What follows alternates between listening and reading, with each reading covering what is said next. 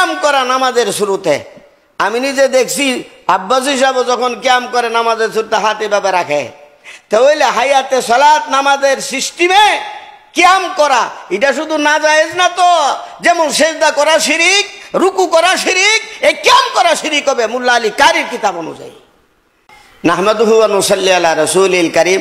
সংক্ষেপে একটা কথা বলার জন্য আপনাদের সামনে উপস্থিত হয়েছি, তা হলো মাওলানা সালিহি সাহেব মিলাদ কিয়াম নিয়ে কিছু বলার পর আব্বাসী সাহেব প্রতিবাদ করছেন এবং বলছেন যে কিয়াম এবং মিলাদকে যারা অস্বীকার করবে, মানে কিয়াম মিলাদকে যারা নাজায়েজ বলে তারা কাফের। 3 বছর আগে বললাম মিলাদ কিয়াম কোরআন হাদিসে নাই, তাদের মাঠে দাঁড়াইয়া, তাদের ময়দানে দাঁড়াইয়া আমি বলেছি মিলাদ কিয়াম কোরআন হাদিসে নাই। মিলাদ কিয়াম জায়েজ কিনা এটা পড়া নাজায়েজ যে বলবে সে তাৎক্ষণিক কাফের হয়ে যাবে, ঈমান থাকবে না তার মুখ দিয়া তো কাফের আসবো, ফেরের ভিতরে তো হুদা কাফের কাফের হয়ে আছে। এখন দাজ্জাল কিন্তু মানুষের কাফের বানাইব। দাজ্জালের অর্থ হলো সত্য মিথ্যা মিশ্রিত করে সংমিশ্রণ করে মানুষের সামনে উপস্থাপন করবে। উনি যে বলছে কিয়ামকে যারা নাজায়েজ বলবে তারা কাফের। আরে ভাই, মিলাদকে, মিলাদ তো রাসূল সাল্লাল্লাহু আলাইহি সাল্লামের জন্ম, এটাকে তো দুনিয়ার বুকে কেহই অস্বীকার করে না। আর কিয়ামের দ্বারা আপনি কি বুঝাইতে চাইছেন? কিয়াম নামাজের মধ্যে তো কিয়াম আছে, এটারে অস্বীকার করলে তো বেঈমান হইব, কাফের হবে। আসলে কিয়াম হলো 7 প্রকার। এক নম্বর হলো আল কিয়ামু লিস সালাত, নামাজের জন্য কিয়াম করা। 2 নম্বর আল কিয়ামু লিল কাদেম, আগত ব্যক্তির সম্মানার্থে দাঁড়ানো।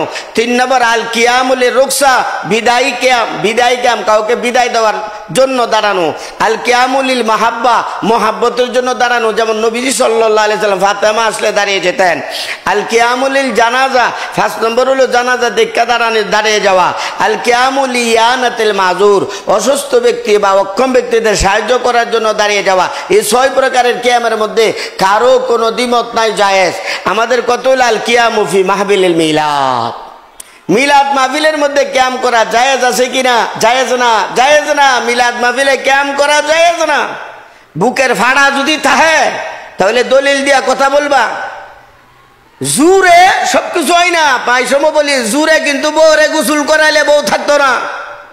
তুমি যে বলো যে কিয়াম করা মুস্তাহসান মুস্তাহাব, আরে আল্লামা শামী ফতোয়া শামীর মধ্যে লেখেন আন-নুদুবু হুকমুন শরঈয়্যুন, মনদুব যে একটা জিনিস আছে, মুস্তাহাব এটা শরীয়তের একটা বিধান। লা বুদ্দা লাহু মিন দালিলিন, মুস্তাহাব প্রমাণ করার জন্য দলিলের প্রয়োজন। আশা করব দলিল দাও কে আমার পক্ষে সাবাবাজি না কইরা। এখন আসেন আমি দলিল দিতেছি, এই যে দেখেন কিতাব ফতোয়ায়ে হাদিসিয়া, ফতোয়ায়ে হাদিসিয়া লেখক খাতিমাতুল মুহাক্কিকিন ওয়াল ফুকাহা ওয়াল মুহাদ্দিসিন আহমদ শিহাবউদ্দিন বিন হাজার আল হাইতামি আল মাক্কি আল হানাফি, হানাফি মাযহাবের বড় ফকিহ, যার ইন্তেকাল হয়ে গেছে 974 হিজরিতে। উনি 80 নম্বর পৃষ্ঠা ফতোয়া হাদিসিয়ার 80 পৃষ্ঠায় লেখেন মতলব আন্নাল কিয়াম, মতলব ফি আন্নাল কিয়ামা ফি আসনায়ে মাউলিদিহি শরীফি বিদআতুন লা ইয়ানবাগি ফিলুহা। উনি মতলব এটা একটা শিরোনামের মতো যে মিলাদ মাহফিলের মধ্যে দাঁড়িয়ে যাওয়া এটা একটা বেদাত, এমনটা করা উচিত না। আগে উনি লেখেন যে ওয়ানাজিরু যালিকা ফাইলুন কাসীরুন ইনদা যিকরি মাউলিদিহি সাল্লাল্লাহু আলাইহি সাল্লাম মিনাল কিয়ামি ওয়া হুয়া আইযান বিদআতুন। মিলাদ মাহফিলে যে সকল বেদাত চালু হয়ে গেছে এর মধ্যে একটি হলো কিয়াম। এই কিয়াম এটা বেদাত, লাম ইয়ারিদ ফিহি শাইউন, এই কিয়ামের ব্যাপারে কোনো দলিল নাই, নস নাই, না আছে হাদিস, না আছে ফিকহের কোনো কিতাব, কোনো নস নাই। তাহলে ফতোয়া হাদিসিয়া একটা। নাম্বার 2, মুল্লা আলী কারি রহমতুল্লাহ আলাইহি, হানাফি মাযহাবের ভাষ্যকার, নাম মুল্লা আলী কারি রহমতুল্লাহ আলাইহি, উনার কিতাব শরহু আইনুল ইলমে ওয়া যাইনুল হিলমে। এই যে দেখেন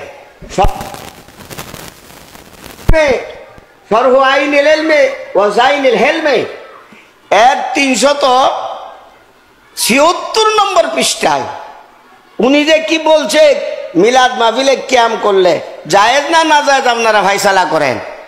ইবাদত 3টা, বিশেষ বিশেষ ইবাদত নামাজের মধ্যে রুকু করা, সিজদা করা, কিয়াম করা। যেমন ওয়াকুমু লিল্লাহি কানিতিন ওয়াসজুদু লিল্লাহি ওয়ারকাউ লিল্লাহি।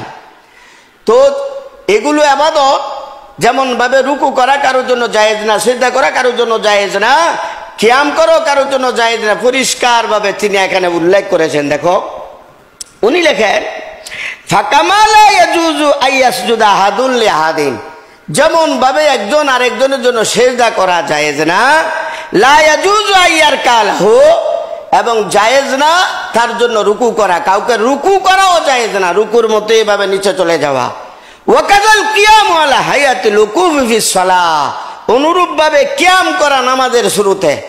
আমি নিজে দেখছি আব্বাসী সাহেব যখন কিয়াম করে নামাজের শুরুতে হাত এভাবে রাখে, তাহলে হায়াতে সালাত নামাজের সিস্টেমে কিয়াম করা এটা শুধু না জায়েজ না, তো যেমন সিজদা করা শিরিক, রুকু করা শিরিক, এই কিয়াম করা শিরিক হবে মোল্লা আলী কারির কিতাব অনুযায়ী। যেমন ভাবে রুকু জায়েজ না, সিজদা জায়েজ না, কিয়ামও জায়েজ না।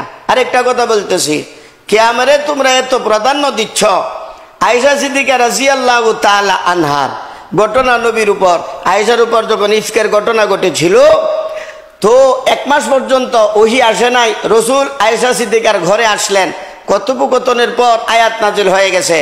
আয়াত নাজিল হওয়ার পর হযরত আয়েশা সিদ্দিকা রাদিয়াল্লাহু তাআলা আনহার আম্মা উম্মে রুমান বলতেছে, আয়েশা নবীর জন্য কিয়াম করো। ফাকালা তুম্মি কুমি ইলা রাসূলিল্লাহি সাল্লাল্লাহু আলাইহি সাল্লাম, তুমি সম্মানার্থে নবীজিকে কিয়াম করো। তখন আয়েশা সিদ্দিকা উত্তর কি দিয়েছিল? ফাকুলতু লা ওয়াল্লাহি লা কুমু ইলাইহি, আল্লাহর কসম আমি নবীর প্রতি কিয়াম করব না, ডাইরেক্ট নবীর প্রতি কিয়াম কর, নবী উপস্থিত, তোমরা যে কিয়াম করো নবী তো উপস্থিত না। তা আয়েশা সিদ্দিকারে কি কইবা? তোমাদের মাহফিলে যদি একজনে কিয়াম না করে তো কানোদেরা উঠাও উঠাও। অথচ বুখারী শরীফ 698 পৃষ্ঠা 2য় খণ্ড, আয়েশা সিদ্দিকা নিজে বলছেন লা ওয়াল্লাহি লা কুমু ইলাইহি। তা আয়েশা সিদ্দিকার ব্যাপারে কি ফতোয়া দিবা? সারকতলে কিয়াম নিকৃষ্টতম বেদাত, কিয়ামের কোনো অস্তিত্ব নাই। আর যদি অস্তিত্ব থাকে নস দ্বারা দলিল পেশ করো, প্রমাণ করো, নতুবা কিয়াম থেকে তওবা করে নাও। আসসালামু আলাইকুম ওয়া রাহমাতুল্লাহ।